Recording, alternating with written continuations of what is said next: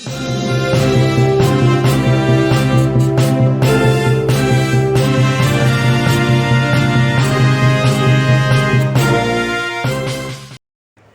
ചിറകും തകർന്ന് പരിക്കേറ്റ മയിലുകൾക്ക് പുതുജീവൻ.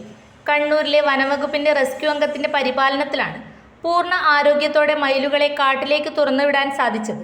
ഒരു ആൺമയിലും പെൺമയിലുമാണ് സ്വന്തം ആവാസ വ്യവസ്ഥയിലേക്ക് ചേക്കേറിയത്. 2 വർഷത്തെ കാത്തിരിപ്പ് സഫലമായതിന്റെ സന്തോഷത്തിലാണ് മാർക്ക് സംഘടനയുടെ റെസ്ക്യൂ അംഗം ബിജിലേഷ് കൊടിയേരി. 2023 ഓഗസ്റ്റിലാണ് തലശ്ശേരിയിൽ നിന്ന് പരിക്കേറ്റ 2 മയിലുകളെ ബ്രിജിലേഷിന് കിട്ടുന്നത്.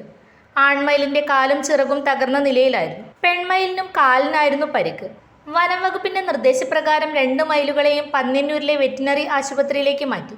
ചികിത്സയും ബിജിലേഷിന്റെ പരിപാലനവും കൂടിയായപ്പോൾ മയിലുകൾ പുതുജീവിതത്തിലേക്ക് പറന്നു. 20 മാസത്തെ പരിപാലനവും ശുശ്രൂഷയും മയിലുകൾക്ക് പുതുജീവൻ നൽകി.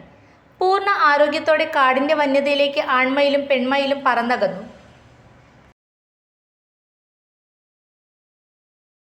ഈ അവധിക്കാലം ചെറുപുഴ ശ്രീ ശങ്കരാചാര്യയോടൊപ്പം ആഘോഷിക്കൂ. Sri Shankaracharya computer centre, Cherupuzha, near bus stand. Phone 9747939000.